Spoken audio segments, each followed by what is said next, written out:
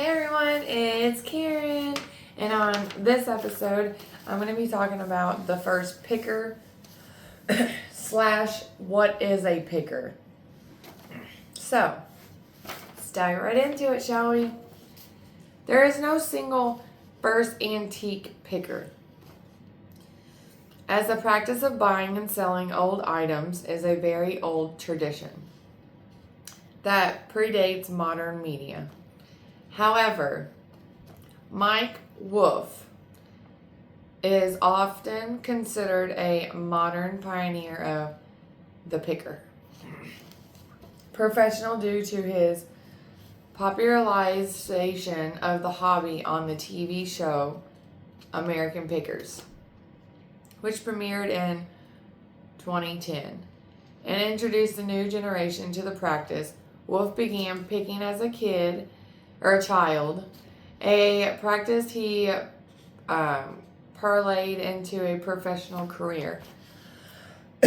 So, honestly, that's not fair because my favorite thing to do, literally, like, I get the biggest thrill rush out of doing this. I don't know what's wrong with me, but so I like going through other people's houses, like, and what I'm saying, I'm not robbing, okay? What I'm saying is, so at one point, I did talk to a certain family member on my mom's side. And she just had a lot of stuff she needed to go through to sell. But didn't have time, didn't have a lot of energy, all that, because she was a lot older than me. I was a teenager when I first found out that I'm weird. And so long story short, she told me the area stuff to go through. So I just got like such a thrill, like going through, oh, this pile needs throw it away, this pile we can sell and stuff. So I literally just was like, oh my gosh. So I was just going through stuff, and then a couple summers later I got to do the same thing for her again, and every single time I just kept getting so excited. I was like, oh my gosh. So I didn't know that, because she had antiques, because she's older, so it's all her stuff. Plus, she's big into antique stuff anyways. Like, she does a lot of shopping around and selling and trading, all that stuff. She used to. Not a lot. Not like crazy, like I want to. But, like, she did it just for, like, a little side gig. So, but yeah, I want to make that a professional career, going through people's stuff. That's so fun. Because you get to see, like, oh my gosh, look at this. This came from blah, blah, blah. They probably did this with it. Did they do it? And then you get to, like, it's just so exciting. I don't know. I love it. I love it. I get too excited over junk. I don't know. But I officially wanted to make it a career probably last year. During springtime, I watched this show. I can't think of the show's name, but there's this couple, Doug and Jen. They have a antique shop down in Tennessee that I am hoping to go to maybe next year for maybe my birthday trip. I'm hoping I can travel, or before I die at least. It's on my bucket list to do, or before they shut down, because I really don't want them to shut down. But anyways, like, I was watching them. I was like, oh, okay, so I just need to find me a little boyfriend that likes to go antiquing so he can lift the stuff. That's because I can't lift shit now. And otherwise, I would have so totally done this by myself. Like, I don't need nobody. Like, this is me and my... Because in the TV... It's a Netflix series. So Doug and Jen has this friend, and they're really into, like, creepy doll or creepy stuff. So I don't think I would be cool with I don't know. They like morticious stuff. So I'm not okay with stuffing animals and keeping them. That's cool if you do. Great. I just can't. I still see a living animal. I have to bury them. I can't do it. But like skull heads and like all the gothic stuff and they got a old time wheelchair that was in like a hospital seance time, like, and then go, oh my gosh, they go to those hospital seance time. It's just so cool. Like all that stuff, I'm just like, ah! But all the like filling and then the keeping the jars of dead. I really wanted to, because in antique stores, every now and then, I did take a picture of one here recently this year in an antique store. I'm going to try to keep the picture this time because I had to delete the other ones. I can't keep pictures of them. They're just gross. What is it? A baby a little baby shark. So I am not okay with keeping baby sharks in water either. Studying, great. Understand science. You gotta know if they're gonna kill you or not. Keeping them in the house. No. I even like deer heads, mooses. No, out. I know I'm from the country, but out. Don't kill Bambi.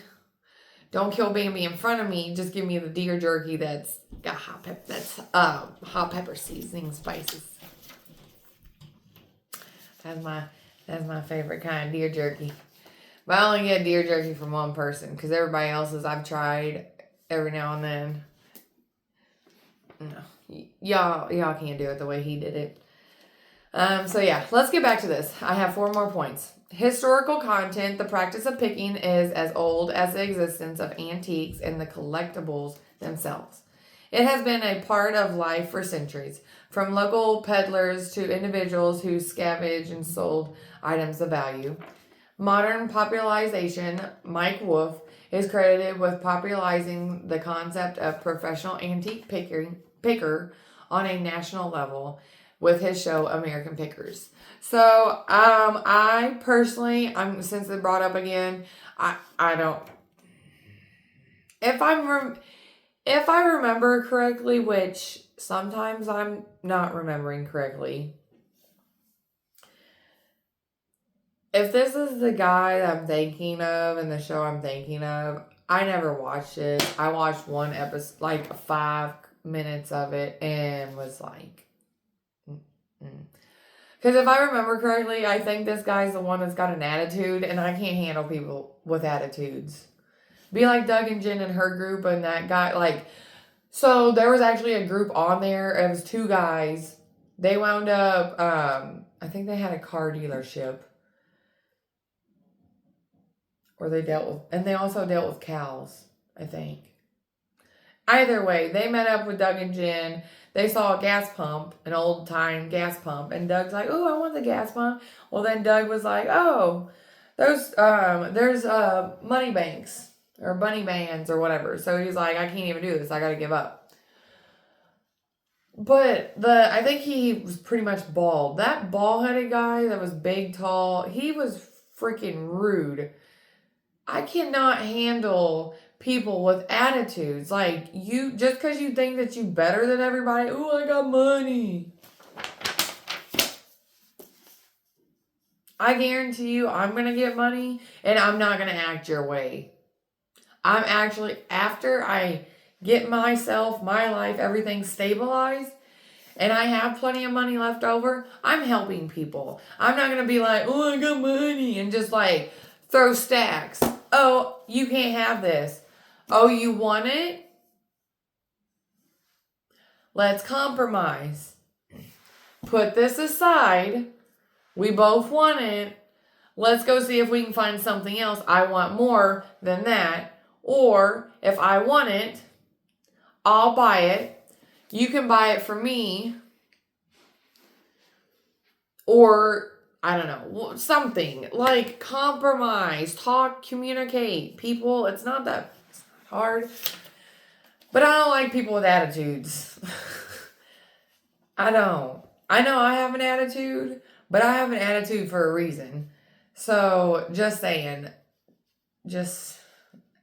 I'm just saying. I don't watch American Pickers. I watch that in Russ Bros. So, I like people that's fun attitudes. Like Avery. Avery and Mike, their little attitudes. Woo. Avery's really on top of Mike because I'm Mike. I know this is going off subject, but I'm going to say this real quick. I'm totally Mike. Oh, Avery, I just have I'm into classic cars. Oh, you have a couple cars? How many? Oh, just a couple. Avery's like, then I'm Mike again, hiding the cars in my back. And then my son Connor and Avery, Dad, where's these extra cars coming from? That's why we ain't got no money. And Avery's like, where's all these parts going? Where's all the... I like that type of attitude. I like Avery get mad. And Connor get mad at his dad. Because he's like, Dad, with what money are you spending? What are you doing? Stop hoarding cars. I like that type of attitude because I'm going to still be with Mike. Okay? But I don't have this one, Avery. I don't have this one, Connor. Just saying. So, or I'll trade you this card for that card. Like we can play Yu-Gi-Oh cards and Pokemon cards, trading cards, you know? Let's trade. Let's get something. Then early beginners. Wolf's interest began in childhood when he would find and fix up any old bicycles and sell for a small profit. This childhood hobby evolved into a professional career and a successful business. So I totally plan on doing this. Like this is actually my plan. Traveling podcast antiquing and art show. So I'm hoping that once I get my gear, rear end into gear and get my business degree and my bachelor's degree in business, if I could talk and not be dyslexic this morning. Yeah, I'm hoping. And then business. He parlayed his passion into a successful business, including his antique archaeology stores, which help drive the economics of the town where they are located. The only reason why I say I'm ready to do this is because antiques are going to be there forever, so it'll be fine. But I hope that you had learned something. Thank you for joining. I'll catch you on my next episode. Have a good rest of your day.